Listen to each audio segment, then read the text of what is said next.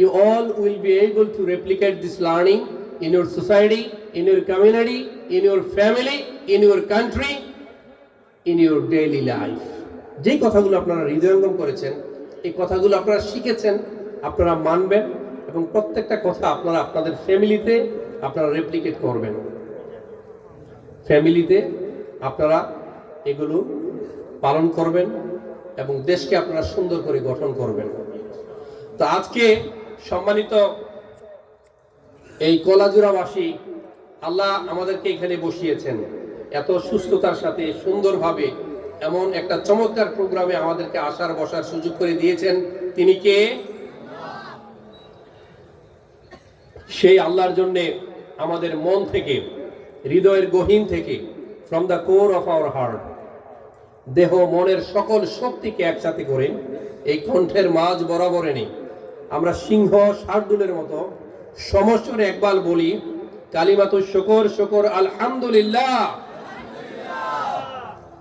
এই যে শুকরিয়া আদায় করলেন, খুশি হয়ে গেলেন কে? আর সাথে সাথে রাগ করলো কে?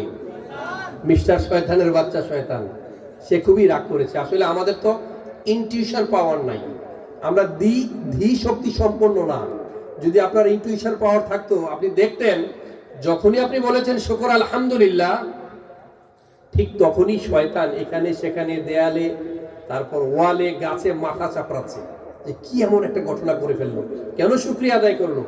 শয়তান সবচেয়ে বেশি খুশি হয় যখন আপনি না শুকরগুজার থাকেন, আপনি যখন অকৃতজ্ঞ থাকেন। রাসূল সাল্লাল্লাহু আলাইহি সাল্লাম, নবী মুহাম্মদ সাল্লাল্লাহু আলাইহি সাল্লাম সবসময় বলতেন, ওয়াজআলনি শাকুরা, হে আল্লাহ আমাকে শুকরগুজার বান্দার অন্তর্ভুক্ত করো। আমার চোখে আমাকে ছোট করো, অন্যের চোখে আমাকে বড় বানিয়ে দাও। তো আপনি যখন শুকরিয়া আদায় করবেন, আল্লাহ আপনার নিয়ামত বাড়িয়ে দিবেন। লা ইন শাকারতুম লা আযীদান্নাকুম ওয়া লা ইন কাফারতুম ইন্না আযাবি লাশাদীদ। আপনি যদি নিয়ামত পেয়ে নিয়ামতের শুকরিয়া জ্ঞাপন করেন, তাহলে সেই নিয়ামত বাড়িয়ে দিবেন আল্লাহ সুবহানাহু ওয়া তাআলা। এট দ্য সেম টাইম আপনি যদি না শুকরগুজার করেন, আপনি যদি অকৃতজ্ঞ হন, তাহলে আপনার নিয়ামত তো কেড়ে নিবেনই, উপরন্তু আপনার জন্য রয়েছে আরো কঠিন থেকে কঠিনতর শাস্তি। আপনি কেন শুকরিয়া আদায় করবেন না? আপনি কোন নিয়ামতকে অস্বীকার করবেন? কুল্লা ইয়াউমিন হুয়া ফি শাআন ফাবিআইয়ি আলাই রাব্বিকুমা তুকাযযিবান। Which favors of your Lord will you deny? স্রষ্টার কোন নিয়ামতকে আপনি অস্বীকার করবেন? আকাশের নীলিমায়, সাগরের গভীরে, মাটির পরতে, বালুর রেণুতে, শব্দের তরঙ্গে, প্রাণের বৈচিত্র্যে, পাতার মর্মর শব্দে, কিচিরমিচির পাখির শব্দে, চকিত চমকিত চাহনির মানুষের মাঝেও আল্লাহর মহিমা নতুন নতুন রূপে দীপ্যমান। Which favors of your Lord will you deny? In every moment, time has its own quality. সময়ের প্রত্যেকটা পরে পরে আল্লাহর মহিমা নবরূপে দীপ্যমান। কোন নিয়ামতকে আপনি অস্বীকার করবেন? কোন নিয়ামতকে অস্বীকার করার সুযোগ আপনার নাই। আসলে আমরা সব সময় নিজের কি আছে তার দিকে তাকাতে পারি না। অন্যের হাসিটাকে সুন্দর মনে হয়, অন্যের বাড়িটাকে সুন্দর মনে হয়, অন্যের পজিশনকে সুন্দর মনে হয়, even don't take this otherwise, অন্যের বউটাকে অনেকের কাছে সুন্দর মনে হয়, নিজের পরিবারকে সুন্দর মনে হয় না। কিন্তু আল্লাহ সুবহানাহু ওয়া তাআলা যে আপনাকে নিয়ামত দিয়ে ঢেলে সাজিয়েছেন, তার কথা আমরা বেমালুম ভুলে যাচ্ছি। ইউএস এর এক ধনকুবের, আপনারা এখানে যারা মুরব্বী বাবাজিরা আছেন, অথবা আমার যুবক তরুণ ইয়াংস্টাররা, এই যে আজকে আমার ভাইয়েরা এখানে এত সুন্দর কাজ করছেন, আমি শুনে খুব আপ্লুত হয়েছি। জুবিনাইল সোসাইটি এত চমৎকার কাজ করেন তারা, আমি সত্যি খুব আপ্লুত হয়েছি। আপনারা সবাই মুরব্বী বাবাজি যারা আছেন, তাদের মাথায় হাত দিয়ে দোয়া করে দিবেন, বটগাছের ছায়ার মতো থাকবেন। আর ইয়াং যুবক যারা আছেন, আপনারা সবাই তাদের সাথে এসে বুদ্ধি পরামর্শ গ্রহণ করবেন। তারা কত সুন্দর সামাজিক উন্নয়নমূলক কাজ করেন। যারা বিয়ে শাদী দিতে পারেন না, সে আয়োজন করেন। তারা রক্তদান করেন, বিভিন্ন ধরনের সৎ কর্মের সাথে তারা জড়িত। আমি দোয়া করছি তাদের জন্য, আল্লাহ যেন এই প্রতিষ্ঠানটিকে সারা বাংলাদেশ কেন সারা বিশ্বব্যাপী পরিচিত করে দেয়। সবাই বলে আমিন। তারা রক্তদান করছেন। আসলে আর্থের জীবন বাঁচাতে নিজ দেহ থেকে রক্তদান এক অতুলনীয় আত্মত্যাগ। জীবনের সবচেয়ে কঠিন মুহূর্তে রক্তের প্রয়োজন হয়। পরিসংখ্যান হচ্ছে in every 2 seconds 1 bag blood is needed. In every 2 seconds 1 bag blood is needed. যারা রক্তদান করেন তারাই হচ্ছে বিজয়ী বীর, কারণ জীবনের সবচেয়ে কঠিন মুহূর্তে রক্তের প্রয়োজন হয়। ইংরেজিতে একটা কথা আছে, blood is thicker than water. Blood is thicker than water.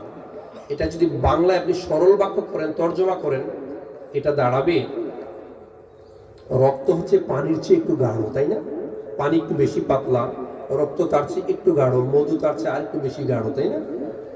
কিন্তু যদি আপনি এটাকে খুব এলাবোরেট করেন, আর একটু মিনিংফুল করতে চান, এটার অর্থ দাঁড়াবে নট অনলি পানির চেয়ে গাঢ়, এটার অর্থ দাঁড়াবে blood relations are more closer than any other relationships. অর্থাৎ যারা রক্ত দিয়ে মানুষকে বাঁচান, সাহায্য করেন, তাদের সম্পর্ক যে কোনো রক্তীয় সম্পর্কের চেয়ে কোনো অংশ কম নয়।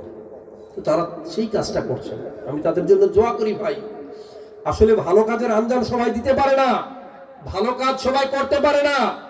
ভালো কাজের যে সাহায্য সহযোগিতা করতে হয়, বুদ্ধি পরামর্শ দিতে হয়, তাও আমরা অনেকে পারি না, ঠিক কিনা? আমরা তো নিজেরা ভালো কাজ করতেই পারি না, অন্য ভালো কাজ করবে সেখানে আমরা সাহায্য সহযোগিতা করতে পারি না। আসলে আমরা সবাই জানি একটা শব্দ, বহমান দান।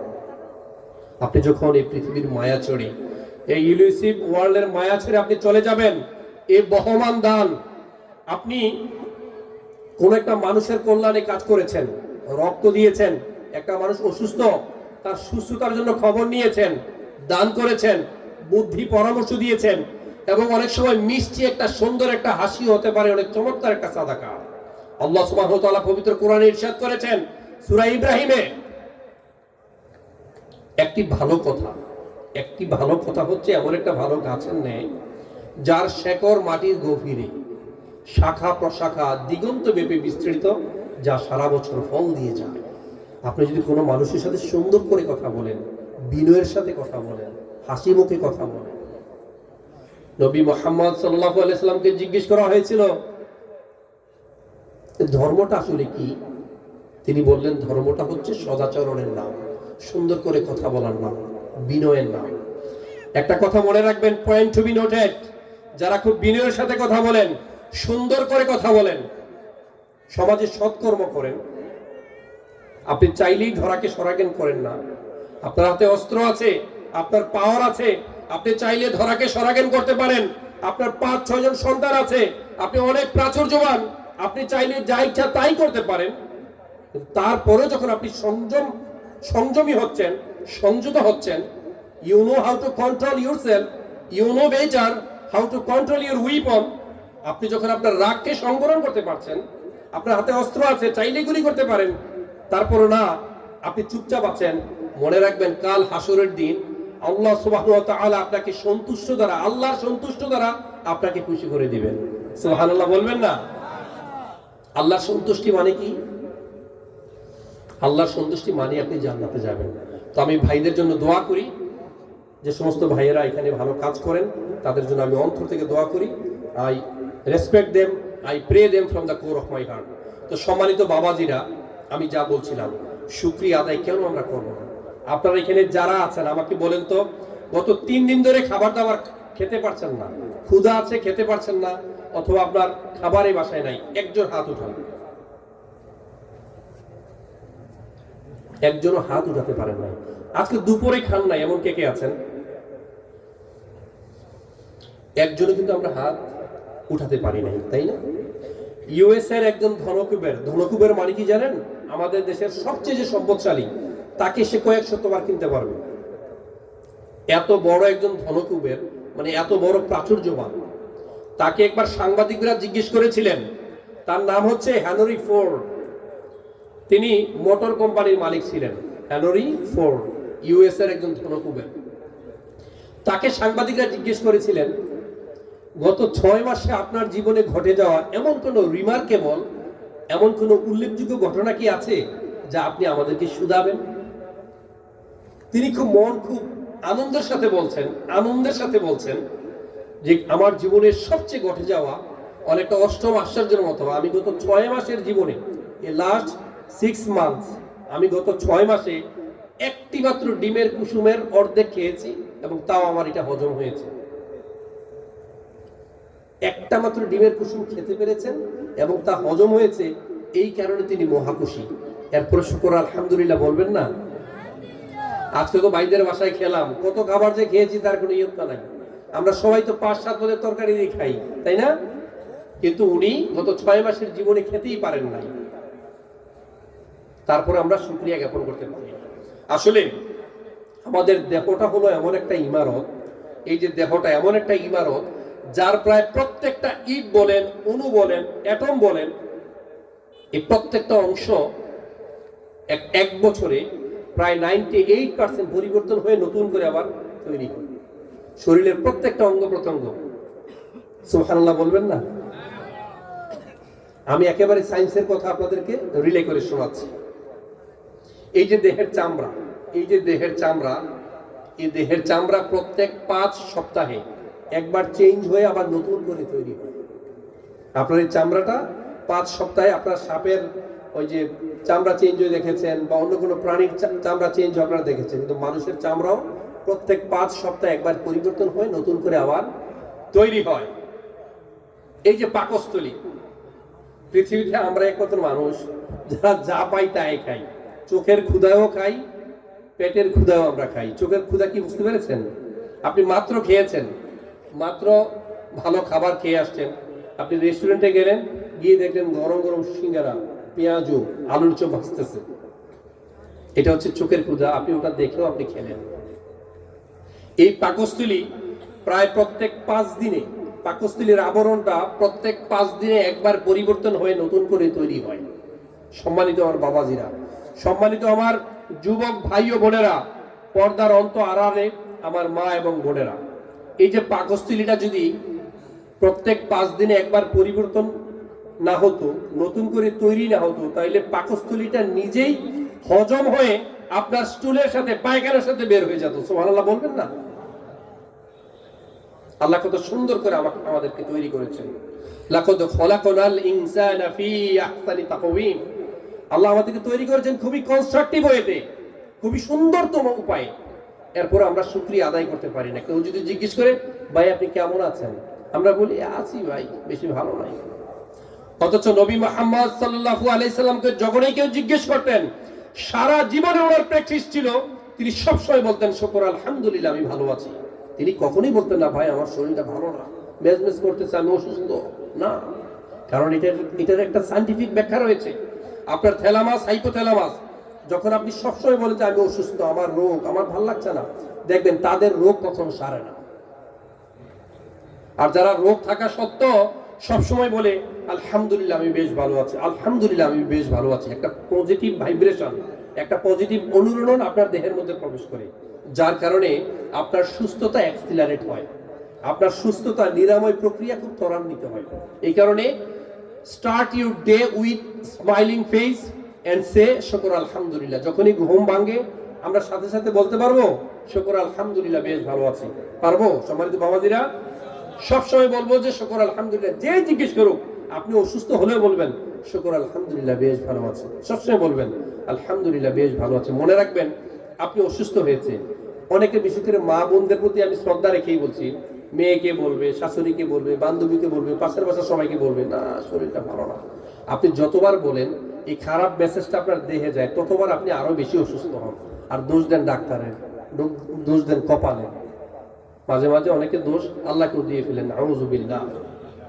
তো সম্মানিত বাবাজিরা, এই পাকস্থলী প্রত্যেক 5 দিনে একবার চেঞ্জ হয়ে নতুন করে আবার তৈরি হয়। এই যে চোখ, একজন মানুষ minimum you can gather 80% of your knowledge you can gather by your visualisation. আপনি আপনার দৃষ্টি দিয়ে, আপনি যে চোখে দেখছেন, এই চোখের দেখা দিয়ে আপনি মিনিমাম 80% জ্ঞান আপনি সংগ্রহ করছেন। একটা ইসরায়েলি রেওয়াত আছে, একটা ইসরায়েলি বর্ণনা আছে, এক বিশাল বড় আবেদ ছিলেন, এক বুজুর্গ ব্যক্তি ছিলেন।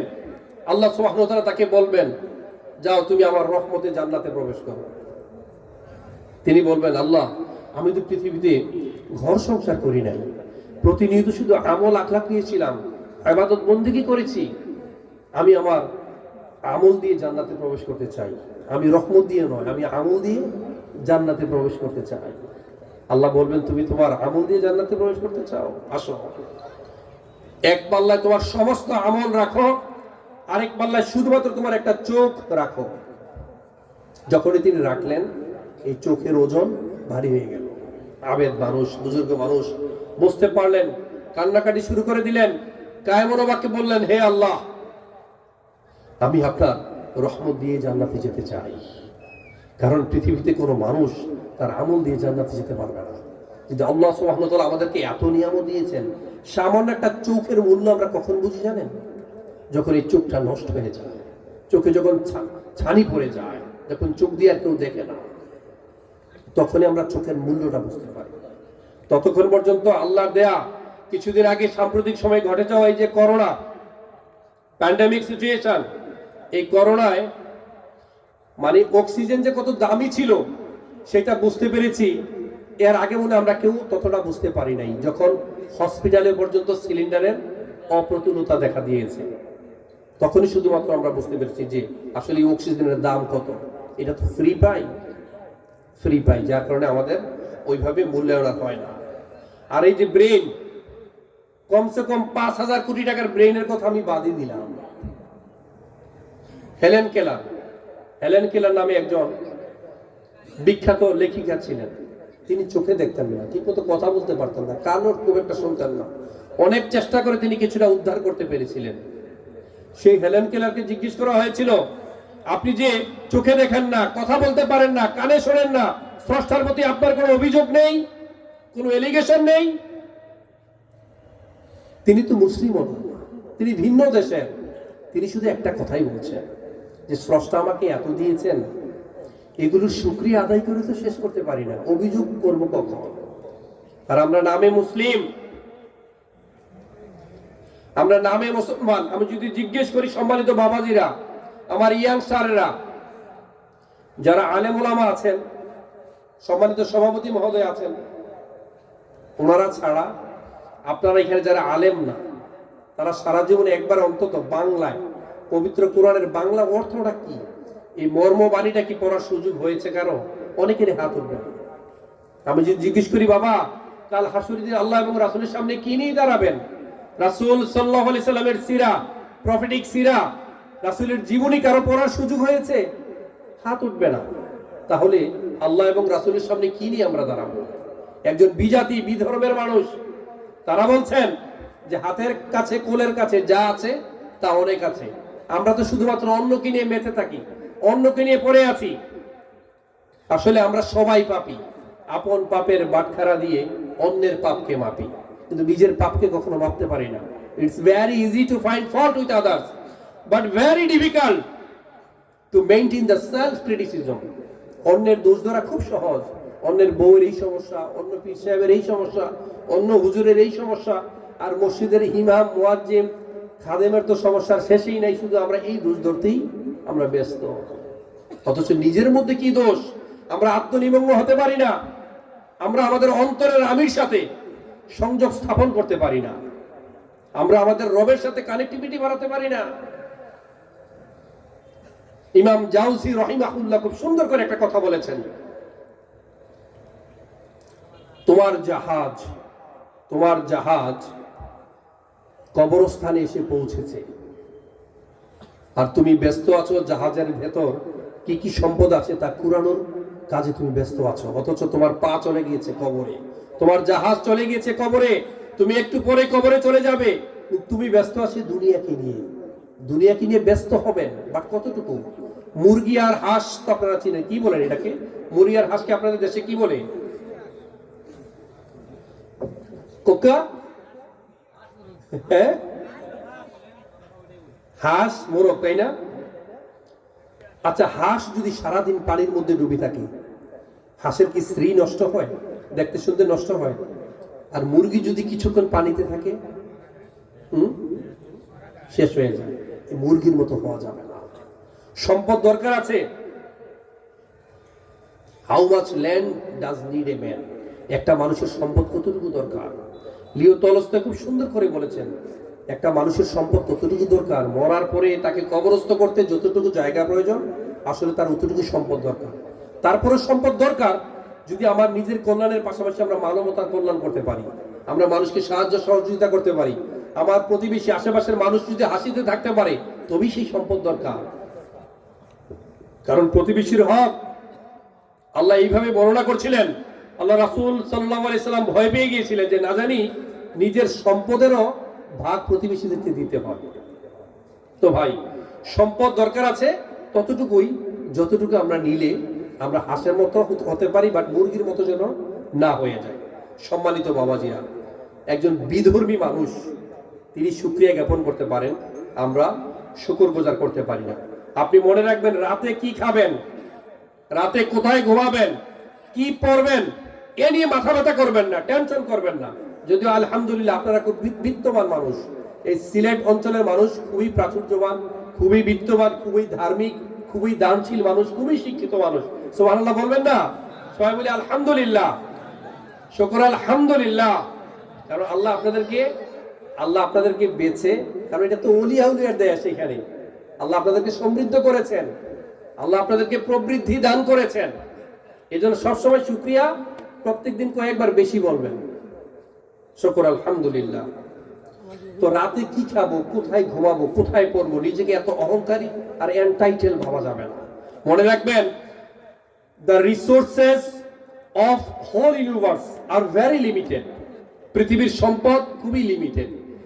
এই পয়েন্টটা একটু মনে রাখবেন। পৃথিবীর সমস্ত অর্থাৎ 95% সম্পদ, যদি পৃথিবীর সকল সম্পদকে আমি 100 ভাগ ধরি, এর মধ্যে 95% সম্পদ হচ্ছে 5% মানুষের কাছে, আর মাত্র 5% সম্পদ হচ্ছে বাকি 95% মানুষের কাছে। তা আপনি মনে রাখবেন, আজকে আপনি দুপুরে খেয়েছেন, রাতে খেয়েছেন, ঘুমানোর ব্যবস্থা আছে, তার মানে পৃথিবীর কোনো না কোনো অংশে কোনো মানুষ না খেয়ে আছে বলেই আপনি আজকে খেয়েছেন। আলহামদুলিল্লাহ বলবেন না? قُلْ أَرَأَيْتُمْ إِنْ أَصْبَحَ مَاؤُكُمْ غَوْرًا فَمَنْ يَأْتِيكُمْ بِمَاءٍ مَعِينٍ। আল্লাহু আকবার। আপনি ঘুম থেকে উঠেছেন, সকালবেলা আপনার ঘুম ভেঙেছে, একটু সিরিয়াসলি ভাববার চেষ্টা করবেন বাবা। কারণ রাসূল সাল্লাল্লাহু আলাইহি সাল্লাম বলেছেন, আল্লাহ সুবহানাহু ওয়া তাআলা কোনো মানুষকে সংশোধনের জন্য, অবকাশের জন্য 60 বছর পর্যন্ত সময় দিয়ে থাকেন, 60 বছর পর্যন্ত সময় দিয়ে থাকেন। যাদের বয়স 60 বছর হয়েছে, যাদের বয়স 60 ছুঁই করছে, অথবা 60-70 বছর ক্রস করেছে, তাদের জন্য আমি ভাবনার চিন্তার খোরাক দিয়ে গেলাম। আমাদের কি এখনো পরিবর্তনের সুযোগ এসেছে? মন থেকে পরিবর্তনের সুযোগ এসেছে? আল্লাহকে নিয়ে ভাববার সময় হয়েছে? আল্লাহর সৃষ্টিকে নিয়ে ভাবনার সময় হয়েছে? পরকাল নিয়ে, কবর নিয়ে ভাবনার কি সময় এসেছে? নাকি আমরা এখনো খোকাবাবুই রয়ে গেলাম? একটু গভীরভাবে চিন্তা করবেন। আপনাদের এলাকায় মাঝে মাঝে বিদ্যুৎ যায়, কয়েকদিন বিদ্যুৎ চলে যায়, অনেক সময় যায়, ঝড় বৃষ্টি হলে বা অন্য কোনো সমস্যায় বিদ্যুৎ চলে যায় না? আচ্ছা বাবাজিরা বলেন তো, যখন মাত্র 3-4 দিন বিদ্যুৎ থাকে না, পানির জন্য হাহাকার লেগে যায় না? আল্লাহ কোরআনের আয়াতে বলছেন, তুমি যদি সকালে ঘুম থেকে উঠে দেখো এই যে পানি তোমার হাতের নাগালের বাইরে চলে গেছে, ট্যাপ ছেড়েছো পানি নাই, কল ছেড়েছো পানি নাই, পুকুরে গিয়েছো পানি নাই, ওয়াশরুমে গিয়েছো পানি নাই, আপনাদেরকে পানির ব্যবস্থা করে দিবে কে? সত্যিকার অর্থে যদি পানি চলে যায়, পানি কোথায় পাবেন? মরুভূমিতে যারা গিয়েছেন, এক বালতি পানি ছাড়লে সেকেন্ডের মধ্যে টিস্যুর মতো শুষে নেয়। আর যদি আপনি অনেক পানি ঢালা হয়, তাইলে একটা নহরের মতো তৈরি হয়। তাই সম্মানিত বাবাজিরা, সবসময় বহমান দানের সাথে, প্রক্রিয়ার সাথে লেগে থাকবেন, সৎকর্মের সাথে লেগে থাকবেন। সেই পানি যদি আপনার নাগালের বাইরে চলে যায়, পানির ব্যবস্থা কেউ করে দিবে না। আল্লাহ প্রতিনিয়ত আপনাকে পানি দিচ্ছে, আর পানি আপনি ফেলছেন। কাপড় ধুচ্ছেন, বালতি দিয়ে পানি পড়ছে তো পড়ছেই না ভাই। আপনি যা করেন তাই কিন্তু আপনাকে দেখানো হবে, তাই আপনাকে ফিরিয়ে দেওয়া হবে। কামা তাদিনু তুদানু, যা করেন তাই আপনাকে দেওয়া হবে, মনে রাখবেন। যদি সমষ্টিগতভাবে জাতিগতভাবে যদি আমরা শুকরিয়া জ্ঞাপন করতে পারি, শুকরিয়া হচ্ছে, শুকর আলহামদুলিল্লাহ শব্দটি হচ্ছে অ্যান্টিবায়োটিকের মতো। অ্যান্টিবায়োটিক প্রতিনিয়ত, যে আরব বিশ্বে অনেক সমস্যা আছে, অনেকের অনেক ধরনের প্রবলেম আছে, বা তাদের প্রতিনিয়ত তারা শুকরিয়া আদায় করে, শুকর আলহামদুলিল্লাহ, সুবহানাল্লাহ, মাশাআল্লাহ, তাবারাকাল্লাহ, এগুলো সবসময় লেগেই থাকে, হাইয়াকুমুল্লাহ, এগুলো সবসময় তাদের মুখে লেগেই থাকে। এই কারণে আল্লাহ সুবহানাহু ওয়া তাআলা তাদেরকে ঢেলে দিয়েছেন। তাই আমরা ভাই সবসময় যেন শুকরিয়া জ্ঞাপন করতে পারি, কারণ জাতিগতভাবে কেউ যদি শুকরিয়া জ্ঞাপন করে, আল্লাহ তাদেরকে প্রাণ প্রাচুর্য বাড়িয়ে দেন।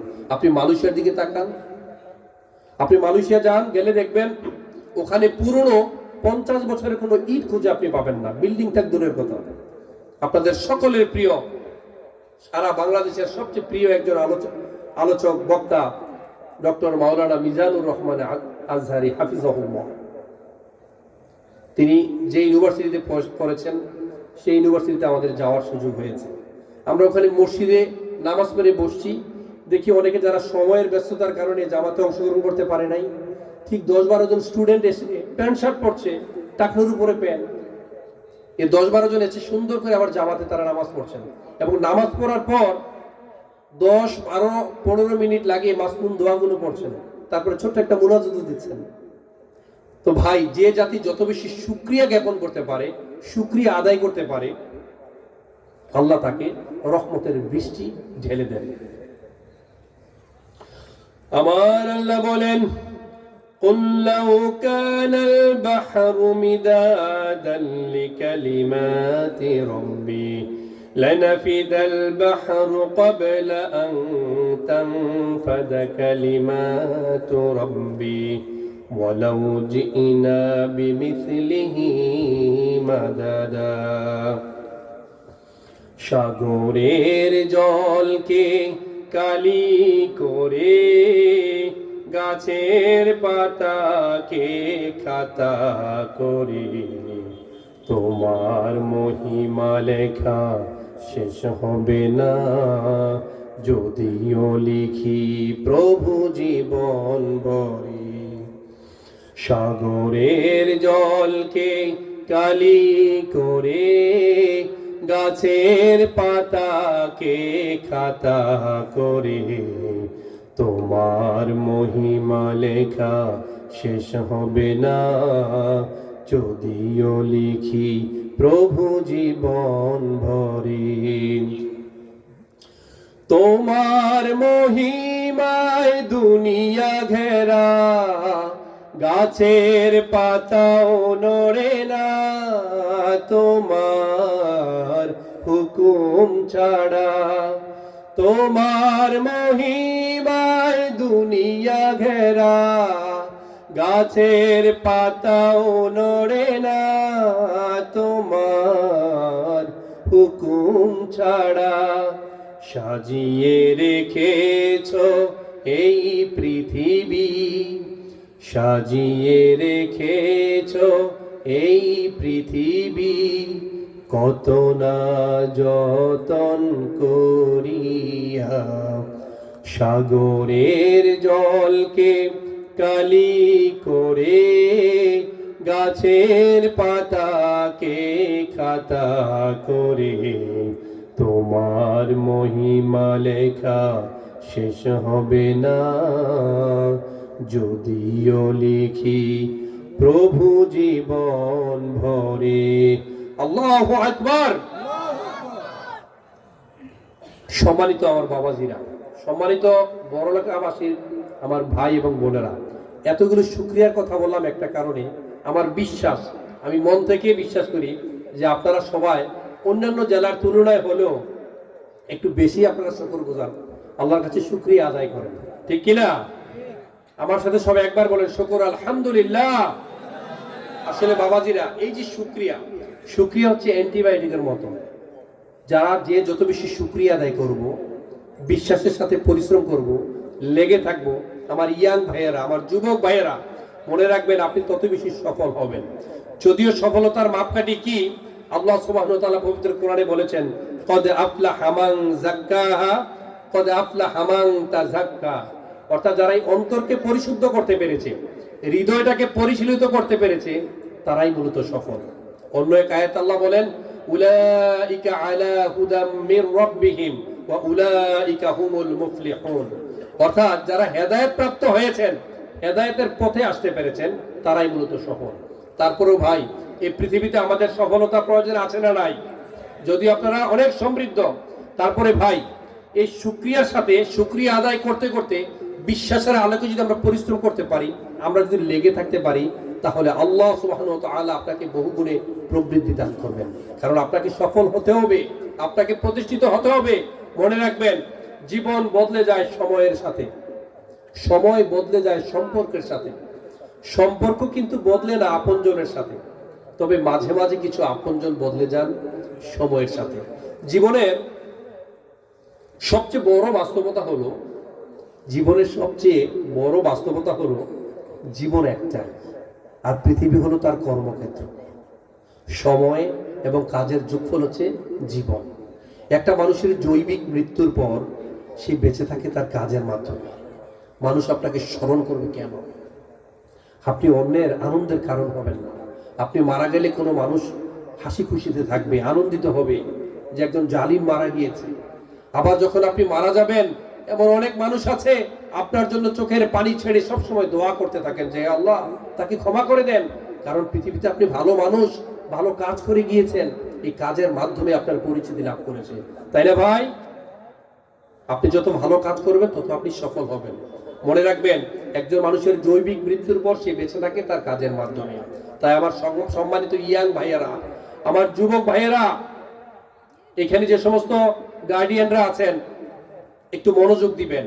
রাসূল সাল্লাল্লাহু আলাইহি সাল্লাম বলেছেন, কুল্লুকুম রাঈন ওয়া কুল্লুকুম মাসউলুন আন রাইয়াতিহি। সমাজের প্রত্যেকটা লোক দায়িত্বশীল। এই দায়িত্ব সম্পর্কে কাল হাসরের দিন জিজ্ঞেস করা হবে। আপনার সন্তান কি করছে, কোথায় যাচ্ছে, কার সাথে মিশছে, সে কি ঠিকমতো পড়াশোনা করছে কিনা, নীতি নৈতিকতায় সমৃদ্ধ হচ্ছে কিনা, আপনাকে জিজ্ঞেস করা হবে। ইয়া আইয়ুহাল্লাযীনা আমানু কু আনফুসাকুম ওয়া আহলিকুম নারা। এখানে শুধুমাত্র জাহান্নামের আগুন থেকে নিজে বাঁচতে বলে নাই, সাথে সাথে ওয়া আহলিকুম বলেছেন। তো সম্মানিত বাবাজিরা, সন্তানদের দিকে খেয়াল রাখতে হবে। আর যে সমস্ত ইয়াং যুবক ভাই যারা আছো, আমার তোমাদেরকে অনুরোধ করে বলছি, কোনো কারণে যদি ব্যর্থ হও, কোনো কারণে যদি তোমার মনে হয় তুমি ভালো রেজাল্ট করতে পারছো না, তুমি সফল হচ্ছ না, তুমি ব্যর্থ হচ্ছ না, তা নিয়ে মাথা ঘামাবে না। মনে রাখবে, জীবন হলো বারবার শুরু করার নাম। জীবন হচ্ছে বারবার শুরু করার নাম। যে মাটিতে পড়ে যাবে সে মাটিতে ভর দিয়েই উঠে দাঁড়াতে হবে। যে মাটিতে পড়ে যাবে সে মাটিতে কামড় দিয়েই উঠে দাঁড়াতে হবে। Life can be started from any place, anywhere, any time, and you will have to start your life from the very beginning. জীবনকে যে কোনো স্থান থেকে, যে কোনো সময় থেকে, যে কোনো বয়স থেকে শুরু করা যায়। এবং জীবনকে সবসময় শুরু করতে হয় শূন্য থেকে। অনেক কিছু দিয়ে আসলে জীবনকে যাপিত করা যায় না, জীবনকে শুরু করা যায় না। অনেক কিছু দিয়ে জীবনে ফুটানি ছাড়া আর কিছুই করা যায় না। মনে রাখবেন, life is very colourful. Nobody will color it. You will have to color your life. You will have to decorate your life. You will have to snatch your success. জীবনটা পুষ্পসজ্জা নয়, জীবনটা খুব বর্ণিল, খুব স্বপ্নিল মনে হতে পারে, কিন্তু কেউ এসে আপনার জীবনকে গুছিয়ে দিবে না, সাজিয়ে দিবে না, নীতি নৈতিকতা শিখিয়ে দিবে না। বাবা মা যারা আছেন, সন্তানদেরকে শিক্ষা দিবেন। Life is not a bed of roses, it's just like a bed of thorn. জীবনটা পুষ্পসজ্জা নয়, জীবনটা হচ্ছে কণ্টক সজ্জা। এই জীবনে আপনাকে সফলতা আনতে হবে। আপনি যদি আল্লাহর প্রতি ভরসা রেখে বিশ্বাসের আলোকে স্টিকি ওয়েতে লেগে থাকতে পারেন, আপনি পরিশ্রম করতে পারেন, তাহলে আপনি সফল হবেন ইনশাআল্লাহ। By hook or by crook you will be succeeded, no doubt in it. যুবকরা মনে রাখতে হবে, মানুষ তোমাকে নয়, তোমার পজিশনকে পছন্দ করে। তোমার পরিচয়কে পছন্দ করবে। পরিচয় যদি সৃষ্টি করতে পারো, মানুষ সবাই তোমাকে পছন্দ করবে। ফ্যামিলিতে ভালো সন্তান হও, সুন্দর করে হাসি মুখে কথা বলো, প্রতিষ্ঠিত হও, দেখবো বাবা মা পর্যন্ত সবাই তোমাকে পছন্দ করবে, গ্রামের মানুষ সবাই তোমাকে পছন্দ করবে। আর যদি লাফাঙ্গা টাইপের হও, সারাদিন ভার্চুয়াল ভাইরাসে পড়ে থাকি আমরা, তাহলে বর্তমানে যে পরিস্থিতি শুরু হয়ে গিয়েছে শিক্ষার নামে, একটা সমাজ কতটা অধপতনে গেলে, কতটা দেউলিয়া হলে, আজকে শিক্ষা ব্যবস্থা বলেন, পরিবার বলেন, সমাজ বলেন। করাইল বস্তি, একটা এলাকা করাইল বস্তি, এই বস্তিতে আপনারা কি বিরক্ত হচ্ছেন? এই বস্তিতে কিশোর বয়সী এক ছেলে তার ছোট আরেক বোনকে হত্যা করে ফেলেছে। কি ভেবে জানেন? যে আমাদের ঘরে আরেকজন সন্তান এসেছে, আমার আদর ভালোবাসার ভাগ মনে হয় কমে যাবে। মানে কতটা দেউলিয়া হলে, কতটা হিংসাত্মক মনোভাব হলে এটা করতে পারে, প্রতিনিধিত্ব হচ্ছে। বিজ্ঞান বলে আইসবার্গ, আপনাদের অঞ্চলের লোকজন তো বেশিরভাগ লন্ডনে থাকে না, লন্ডন থাকে, অনেকে আমেরিকা থাকেন, ইউরোপ কান্ট্রিতে থাকেন। তো এই যে আইসবার্গ মানে হিমশৈল, বরফের যে চাক্কা, টাইটানিক জাহাজ যেই বরফের সাথে ধাক্কা লেগে ফেটে গিয়েছে, এই চাক্কা 11 ভাগের 1 ভাগ থাকে শুধু পানির উপরে, আর বাকি 10 ভাগ থাকে পানির নিচে। ঠিক আপনি উপর থেকে কাজ করে বুঝতে পারবেন না নিচে কতটুকু হিমশৈল রয়েছে। ঠিক তেমনি আমাদের সমাজে কতটা অনৈতিকতায় ডুবে গিয়েছে। এতদিন আমরা চোখে না দেখতে পারলেও সাম্প্রতিক সময়ে এই করোনা ভাইরাস প্যান্ডেমিক সিচুয়েশন আমাদের চোখে আঙ্গুল দিয়ে দেখিয়ে দিয়ে গেছে যে এখন নৈতিকতার পুনর্জাগরণ কতটা জরুরি, ঠিক কিনা? বাবা মাকে ফেলে দিয়ে চলে গিয়েছে, মা বাবাকে ফেলে দিয়েছে, সন্তান বাবা মার কাছে যায় নাই, জানাজা পড়াতে যায় নাই, হাঁচি কাশি দিলে মনে হয়েছে আমার কাছে ছোঁয়াচে আসবে, তাদের কাছে পর্যন্ত যায় নাই। পৃথিবীর সমস্ত এয়ারপোর্ট বন্ধ হয়ে গিয়েছে, রাস্তাঘাট অলি গলি বন্ধ হয়ে গিয়েছে। বিদেশ থেকে স্বামী আসছে, স্ত্রী তাকে ছেড়ে অন্য কোথাও চলে গিয়েছে। আমি কি ভুল বললাম? সেই সমাজটা আপনি এমন দেখেছেন, আর হাসরের মাঠে আপনাকে একজন আরেকজন সাহায্য করবে, এই বিশ্বাস হয় না? শিক্ষা ব্যবস্থা এখন মনে মনে নারী, তাই না? মনে মনে নারী, মনে মনে পুরুষ, ট্রান্সজেন্ডার। মানে হাস্যকর একটা বিষয়। মাওলানা মিজানুর রহমান আজারি খুব সুন্দর করে একটা উদাহরণ টেনেছিলেন। এটা দেখলাম সকল প্রায় আলোচকরাই এটা খুব সম্মানের সাথে কোট করেছেন। আসলে তিনি অত্যন্ত বিনয়ী মানুষ, খুব জ্ঞানী মানুষ, এত সুন্দর করে কথা বলেন। অল্প কথায় মাশাআল্লাহ তার কথার মধ্যে এত আপিল ক্রিয়েট হয়, এত উত্তর নিহিত থাকে অল্প কথায়। যারা আপনারা শুনেছেন তারা বুঝতে পারবেন। তিনি সুন্দর করে একটা উত্তর দিয়েছেন যে ধরেন মুরগির যে খোয়ার বলেন না, মুরগি যে পালে, আমাদের এলাকায় এটাকে খোয়ার বলি। ধরেন মুরগির খাঁচা, এই খাঁচার কাছে এক দুষ্ট প্রকৃতির দূর্ত শিয়াল, দে আর ভেরি স্লাই, তারা ওই খাঁচার কাছে গিয়ে মুরগিকে বলছে, মুরগি ভাই আমি এখন থেকে আজ থেকে মনে মনে আমি মুরগি, আমি দেখতে শুনতে শিয়ালের মতো হলেও আমি মনে মনে মুরগি। মুরগি কি শিয়ালকে রাখতে দিবে? আচ্ছা বলেন যে আপনার এখানে পুরুষ না, একটা বিষধর সাপ, অজগর সাপ, গোখরা সাপ এসে, বিশাল বড় সাপ এসে বললো, মানুষ ভাই আমি দেখতে বিষধর সাপ হলেও আমি এখন থেকে মনে মনে মানুষ, তোমাদের সাথে আমাকে থাকতে দিবা, আপনাকে থাকতে দিবেন? হ্যাঁ। বা ধরেন ঢাকা ইউনিভার্সিটিতে ফার্স্ট ইয়ারে কেউ এফআর হলে পড়ে, এফ রহমান হলে বা সলিমুল্লাহ হলের স্টুডেন্ট, সে সেকেন্ড ইয়ারে উঠে, সে ওই হলের স্টুডেন্ট হিসাবে সে নিয়োগ পেয়েছে, ওখানে সে ভর্তি পেয়েছে। সেকেন্ড ইয়ারে উঠে সে বলছে, না আমি এখন থেকে মনে মনে নারী, আমি আর পুরুষ না, দেখতে পুরুষ হলো, আমি মনে মনে নারী। তাকে কি রুখে হলে থাকতে দিবে সেকেন্ড ইয়ার থেকে? তো এই ধরনের ডিস্টর্টেড অ্যাটিটিউড, এই ধরনের অনৈতিকতা, এই ধরনের বিকৃত মানসিকতা যদি বন্ধ না হয়, আমাদের সমাজে, আমাদের দেশে বিভিন্ন ধরনের বালা মুসিবত এসে আমাদেরকে ঘায়েল করবে, ঠিক কিনা? ইতিহাস যদি আপনি ঘাটেন, আপনি দেখবেন বিভিন্ন সময়ে যে সমস্ত বিপদ আপদ আমাদের উপর এসেছে, এগুলো সব আমাদের হাতের কামাই। এবং বিভিন্ন বালা মুসিবত এসেছে, মহামারী রূপে এসেছে, ঘূর্ণিঝড় রূপে এসেছে, ভূমিধস হিসেবে এসেছে, ভূমিকম্প হিসেবে এসেছে, সবগুলো আমাদের হাতের কামাই। যাহারাল ফাসাদু ফিল বাররি ওয়াল বাহরি বিমা কাসাবাত আইদিন নাসি লিয়ুযীকাহুম বা'দাল্লাযী আমিলু লাআল্লাহুম ইয়ারজিউন। সূরা রোমের 41 নং আয়াত। যত ধরনের বালা মুসিবত দেখছেন জলে স্থলে, সবকিছু আমাদের হাতের কামাই। মাঝে মাঝে আল্লাহ আমাদেরকে কিছুটা তার স্বাদ আস্বাদন করার সুযোগ দেন যেন আমরা ফিরে আসি, কিন্তু এত গাদ্দার আমরা ফিরে আসি না। মনে রাখবেন, জালিম আল্লাহ মানুষকে ছাড় দেয়, জালিমদেরকে ছাড় দেয়, কিন্তু ছেড়ে দেন না।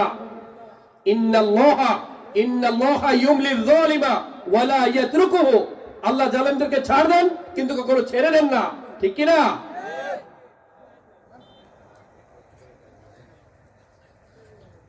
এক নৈতিকতার অনৈতিকতার সর্বনিম্ন অতল গহ্বরে আমরা পৌঁছে যাচ্ছি।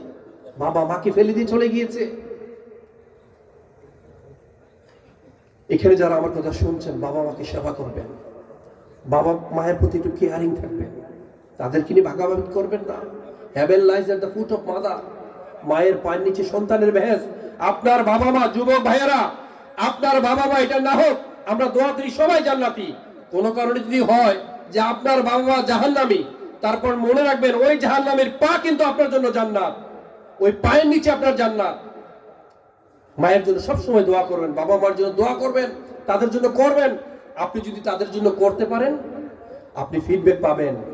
মনে রাখবেন, বাবা মার জন্য করবেন, আপনি ফিডব্যাক পাবেন, আপনি দুনিয়াতে থাকতেই পাবেন, আপনি সম্মানিত হবেন। বাবা মায়ের জন্য দোয়া করবেন। বাবা মা পৃথিবীতে যতদিন বেঁচে আছে, ততদিন তাদের মূল্যায়ন বুঝতে না পারলেও যখন চলে যাবে তখন ঠিকই বুঝবেন, মাথা চাপড়ে চাপড়ে কাঁদবেন, বাবা মাকে আর পাবেন না। যে মায়া মায় ছোট্ট থেকে মায়ার জালে বন্দি রেখে করেছে পালন, হে প্রভু তুমিও তারে তোমার রস ছায়া নিরে করিও লালন,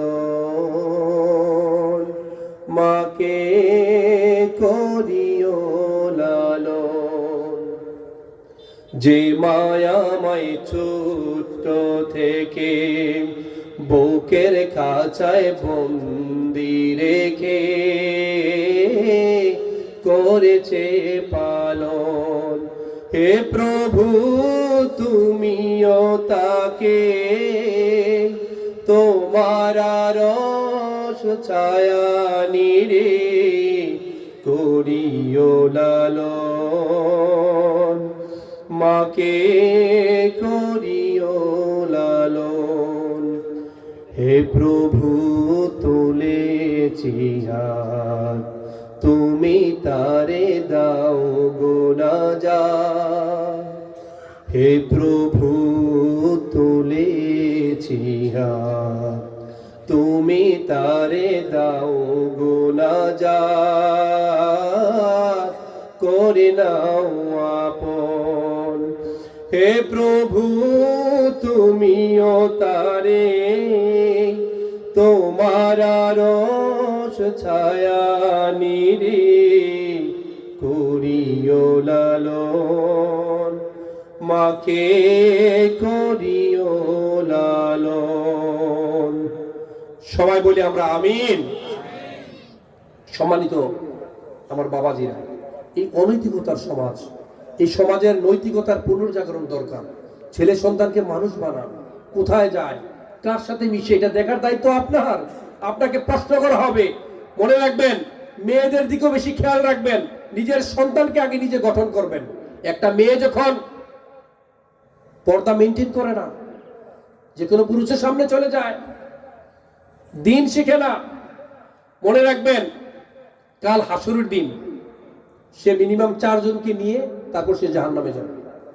তার বাবা, তার স্বামী, তার বড় ভাই, তার বড় সন্তান, প্রত্যেকটা সেকেন্ডে সেকেন্ডে শুধু তার আমলনামায় নয়, এই 4 জনের আমলনামায় প্রত্যেকটা সেকেন্ডে কবিরা গুনাহ যোগ হতে থাকবে।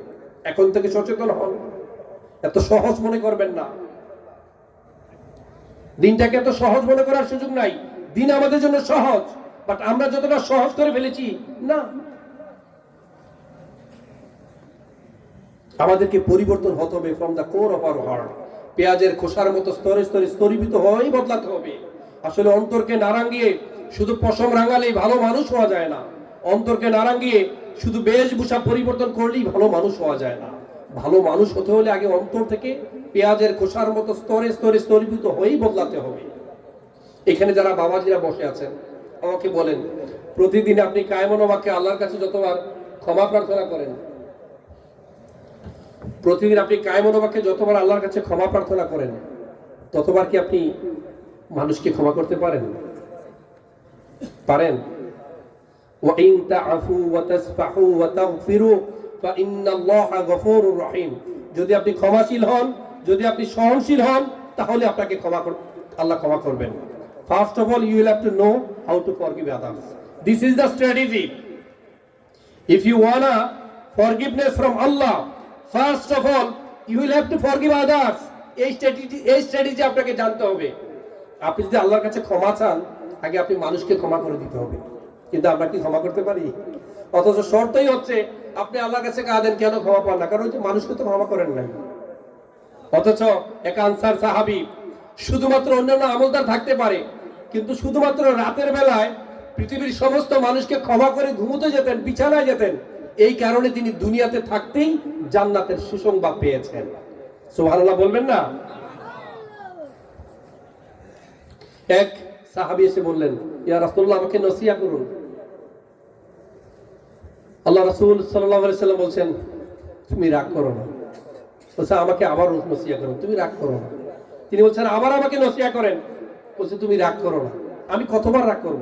যে কাজের মহিলা, কারো কোনো গৃহ পরিচারিকা যদি কোনো অন্যায় করে, তাদেরকে আমি কি বলবো? আল্লাহ রাসূল বলছেন, ক্ষমা করো। তিনি আবার বলছেন, যদি আবার অন্যায় করে, আল্লাহ রাসূল সাল্লাল্লাহু আলাইহি সাল্লাম বলেছেন, আবার ক্ষমা করো। তিনি আবার বললেন, কতবার ক্ষমা করো?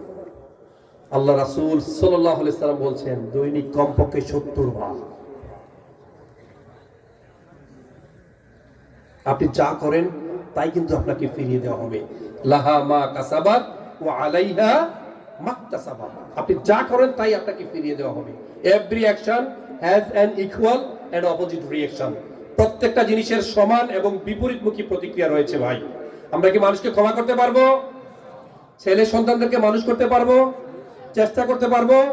যুবক ভাইয়েরা, কোনো বিষয় নিয়ে টেনশন করবে না। মনে রাখবে, রক্ত যখন ঘাম হয়ে ঝরে, সেই নোনা পানিতে উৎপন্ন হয় সাফল্যের বীজ। স্বপ্ন তাই নয় যা মানুষ ঘুমিয়ে ঘুমিয়ে দেখে, স্বপ্ন হচ্ছে তাই যা বাস্তবায়নে মানুষকে ঘুমোতে দেয় না। পৃথিবীর যে কারো পক্ষেই সম্ভব, কারণ আল্লাহ সুবহানাহু ওয়া তাআলা আমাদেরকে খুব সুন্দরভাবে গঠন করেছেন। আমাদেরকে কষ্ট এবং পরিশ্রম সহিষ্ণু করে তৈরি করেছেন। লাকাদ খলাকনাল ইনসানা ফি কাবাদ। লাকাদ খলাকনাল ইনসানা ফি কাবাদ। আমি মানুষকে কষ্ট এবং পরিশ্রম সহিষ্ণু করে তৈরি করেছি। ছেলে সন্তানদেরকে আদর করে ননুর পুতুল বানাবেন না, তাদেরকে কষ্ট করে ননির পুতুল বানাবেন না, তাদেরকে আদর দিয়ে ননির পুতুল বানাবেন না, তাদেরকে কষ্ট এবং পরিশ্রম সহিষ্ণু করে তৈরি করবেন।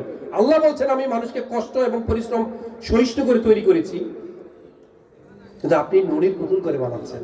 অনেক মায়েরা গর্ব করে, জানেন, আমার সন্তান তো জগ থেকে পানি পর্যন্ত ঢেলে খেতে পারে না, আপনি তৃপ্তিরে ঢেকুর গেলেন। অবিমৃষ্যকারী বাবা মায়েরা এই জায়গাটিতে মারাত্মক ভুল করে বসেন। শ্যামাঙ্গিনী, তোমার চেয়েও তোমার শস্যের বিপদ বেশি হবে। আমরা তো পৃথিবীটাকে পার করে যাচ্ছি, কিন্তু আমাদের ইয়াং যারা আসছে, আমাদের ছেলে সন্তান যা করছে, সারাক্ষণ শুধু নেশার মধ্যে বুঁদ হয়ে আছে, মোবাইলের মধ্যে পড়ে আছে, ভার্চুয়াল ভাইরাসের মধ্যে পড়ে আছে। না ভাই, আপনি সারাক্ষণ মোবাইল দেখলে আপনার সন্তান তো দেখবে। মনে রাখবেন, একজন সন্তান আপনি কি বলেন তার জীবনে শোনে না, বরং আপনি যা করেন সন্তান তাই দেখে তাই শিখে। সন্তানের জন্য দোয়া করতে হয়, সবসময় দোয়া করতে হয়। তাদের জন্য দোয়া করবেন, কখনো বদদোয়া দিবেন না, অভিশাপ দিবেন না, কখনো তাদের সামনে বাজে কথা বলবেন না, তাদেরকে খারাপ বলে গালি দিবেন না। কখনো জিদ আসলে কখনো যদি খারাপ কিছু মাথায় আসে বলবেন, এই যে আমার পরে সম্মানিত এক কারি সাহেব এখানে কোরআন রিসাইটেশন করবেন, আপনি দরকারে অভিশাপ দিন এইভাবে, তুই বিশ্বের সেরা এক কারি হবি, যা। পারবেন না? বিশ্বের সবচেয়ে বড় তুই স্কলার হবি, তুই বাংলাদেশের মিজানুর রহমান আজহারি হবি, বলতে পারবেন না? এমন হতে পারে আল্লাহ আপনার এই দোয়াটা কবুল করে ফেলেছেন। সবাই বলে আমিন। তো সম্মানিত বাবাজিরা, সন্তানদেরকে শিখাবেন, নীতি নৈতিকতা শিখাবেন, আদর্শ শিখাবেন, মসজিদে গেলে সাথে করে নিয়ে যাবেন, প্রয়োজনে বাজারে গেলে নিয়ে যাবেন, দানের টাকাটা সন্তানকে দিয়ে শেখাবেন, কাজ করতে শেখাবেন। আর যাদের মধ্যে অহংকার আছে, যাদের মধ্যে অহংকার কাজ করে যে না আমি ছোটখাটো কাজ করতে পারবো না, আমার অহংকারে লাগে, আমি একটা পরামর্শ দেবো, যদি ভিন্ন ধর্মের এখানে কেউ আছেন, ভিন্ন ধর্মের, যদি ভিন্ন ধর্মেরও কেউ থাকেন, আপনারা আপনাদের মন্দিরে যখন ঢুকে বাইরে জুতাগুলো যেগুলো থাকে, মুসলমান যারা আছেন মসজিদে যারা ঢুকে, মানে যাদের ভেতরে অহংকার বেশি, এই মসজিদের জুতাগুলোকে সোজা করবেন, মুছে দিবেন, অহংকার চলে যাবে।